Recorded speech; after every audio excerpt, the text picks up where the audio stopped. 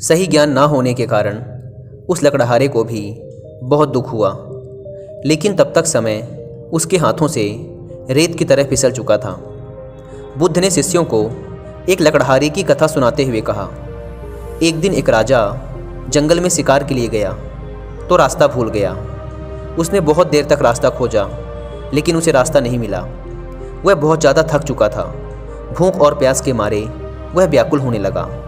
तभी उसने देखा कि जंगल में एक लकड़हारा लकड़ियाँ काट रहा है। बहुत से पेड़ कट चुके हैं, थोड़े से ही बाकी हैं। उन्हीं में से एक पेड़ की शाखाओं को नीचे गिरा रहा है। राजा ने उसके पास जाकर कहा, भाई, मैं बहुत भूखा हूँ, बहुत प्यास भी लगी है। तुम्हारे पास कुछ खाने को है क्या? लकड़हारे ने कहा, हाँ है, आओ बैठो। दूर उधर एक बावड़ी है, मैं वहाँ से पानी लाता हूँ। तुम यह रोटी खाओ। और पोटली से निकालकर एक मोटी सी रोटी उसने राजा के सामने रख दी। उसमें थोड़ी सी सब्जी भी थी। राजा ने उसको खाया, लकड़हारे का लाया हुआ पानी पिया और शांत होकर कहा, मैं यहाँ पास के ही एक बड़े से नगर का राजा हूँ। शिकार करने आया था, पर रास्ता भूल गया हूँ। लकड़हारे ने रास्ता बता दिया। राजा ने जाते समय कहा, मुसीबत के समय तुमने मेरी सहायता की है। यदि तुमको कभी ज़रूरत पड़े तो मेरे पास आ जाना, मैं तुम्हारी सहायता ज़रूर करूँगा। कुछ समय यूं ही गुजर गए। धीरे धीरे उस जंगल के सभी पेड़ समाप्त हो गए। लकड़हारा लकड़ी काटकर इनके कोयले बनाकर बेचता था। अब वह अपनी जीविका चलाए तो कैसे? वह बहुत दुखी हो गया। दुखी मन से राजा के पास पहुंचा। सेवकों ने राजा को सूचना दी कि लकड़हारा आपसे मिलना चाहता है। राजा को याद हो आया कि हाँ, उसने एक लकड़हारे को सहायता देने का वचन दिया था। एक दिन उसने मेरे प्राण बचाए थे। उसने सैनिकों को उस लकड़हारे को अपने पास लाने का आदेश दिया। सेवक लकड़हारे को राजा के पास ले आए। राजा ने पूछा, क्यों भाई लकड़हारे, क्या बात है, उदास क्यों हो? लकड़हारे ने उत्तर दिया, महाराज, जिस जंगल से मैं लकड़ियाँ काटता था वह समाप्त हो गया। अब वहाँ एक भी पेड़ नहीं बचे। अब जीविका का मेरे पास कोई दूसरा साधन नहीं है, इसलिए आपकी शरण में आया हूँ।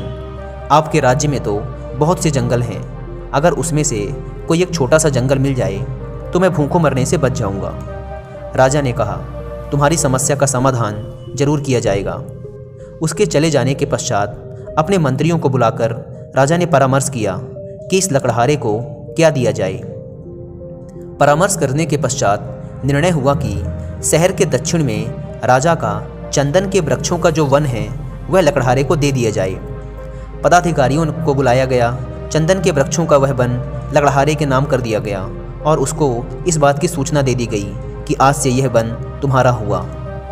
कई वर्ष बीत गए। राजा एक दिन अपने महल में बैठा था कि लकड़हारे का ध्यान आया। प्रसन्नता के साथ उसने सोचा कि अब तो लकड़हारा एक बहुत ही अमीर इंसान बन चुका होगा। उसने कई बड़े बड़े भवन और महल बनवा लिए होंगे, इसलिए चलकर उसे देखना चाहिए। राजा अपने मंत्रियों को साथ लेकर उस वन में गया जो लकड़हारे को दिया गया था, किंतु वहाँ कोई वन ना था। चंदन का कोई भी वृक्ष नहीं था। राजा ने घबराकर अपने मंत्रियों से पूछा, अरे वह जंगल कहाँ है जो लकड़हारे को दिया था? किसी और स्थान पर होगा, तुम मुझे गलत स्थान पर ले आए हो। मंत्रियों ने पदाधिकारियों की ओर देखा। पदाधिकारियों ने कागजों की ओर छानबीन करके बोले, महाराज, वह जंगल तो इसी स्थान पर था। राजा ने कहा, फिर वह गया कहाँ? खोज करने पर कुछ दूरी पर चंदन के कुछ वृक्ष दिखाई दिए। उनके बीच में बैठा हुआ लकड़हारा भी दिखाई दिया, निराश, उदास, विचार मग्न। राजा ने उसके पास जाकर पूछा, अरे तू चिंता में क्यों है? लकड़हारे ने प्रणाम करके कहा, अन्नदाता, आपकी कृपा से इतने वर्ष तो कट गए, अब ये कुछ पेड़ शेष रह गए हैं। थोड़े दिनों में ये भी समाप्त हो जाएंगे। सोचता हूँ इसके पश्चात क्या करूँगा। राजा ने आश्चर्य से कहा, वृक्ष तो थोड़े से रह गए हैं, बाकी वृक्षों का क्या किया? लकड़हारा बोला, रोज़ लकड़ी काटता हूँ, कोयला बनाता हूँ और बाजार में जाकर बेच देता हूँ। यह सुनते ही राजा ने अपना सिर पीट लिया और दुखी होते हुए कहा, अरे भाग्यहीन, तुमने यह क्या किया? यह चंदन की लकड़ी थी, जलाकर कोयला क्यों बना दिया? लकड़हारा बोला, चंदन की लकड़ी क्या होती है? राजा बोला, अच्छा होता यदि तू जानता। अभी 2-3 हाथ लकड़ी काट लो और इसको बाजार में जाकर बेच दो, और हाँ, इसका कोयला मत बना देना। लकड़हारे ने वैसा ही किया। एक दुकानदार ने देखा लकड़ी तो असली चंदन की है और लकड़हारा एकदम गंवार लगता है। यह देखकर उसने बोला, क्या लेगा इसका? लकड़हारे ने पूछा, तुम क्या दोगे? दुकानदार ने कहा, 1 रुपया। लकड़हारा आश्चर्य में चिल्लाकर बोला, क्या 1 रुपया? उसका तात्पर्य था कि इस छोटी सी लकड़ी का 1 रुपया। दुकानदार समझ गया, यह जानता है। उसने बोला, 2 रुपये। लकड़हारा और आश्चर्य से चिल्लाकर बोला, 2 रुपये? दुकानदार ने घबराकर कहा, अच्छा 4 रुपये। लकड़हारा चिल्लाया, अच्छा 4? कुछ ही दूर पर एक दुकानदार खड़ा था। उसने देखा कि पहला दुकानदार एक मूल्यवान वस्तु को कौड़ियों के भाव खरीद रहा है। उसे पुकारकर उसने कहा, अरे इधर आ, मैं 10 रुपये दूंगा। लकड़हारे ने जब 10 रुपये का नाम सुना तो सिर पकड़कर बैठ गया और चिल्ला उठा। अपना सर अपने घुटनों पर रखकर रोने लगा। अब उसे मालूम हुआ कि जिस लकड़ी को वह कोयला बनाकर बेचता रहा वह कितनी मूल्यवान थी। उसने कितनी बड़ी संपत्ति का अपने हाथों से ही नाश कर दिया था।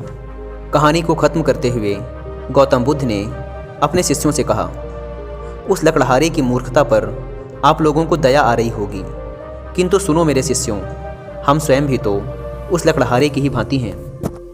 राजाओं के राजा उस परमपिता परमेश्वर ने न जाने किस बात से प्रसन्न होकर हमें यह सांसें और यह चंदन सा जीवन दिया था, लेकिन हमने अपनी गलत वासनाओं, घृणा, पाप की अग्नि से इसे जलाकर भस्म कर दिया है।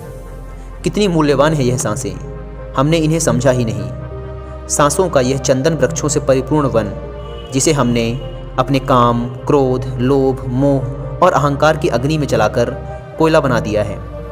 परंतु जो होना था वह हो गया, अब उसे बदला नहीं जा सकता।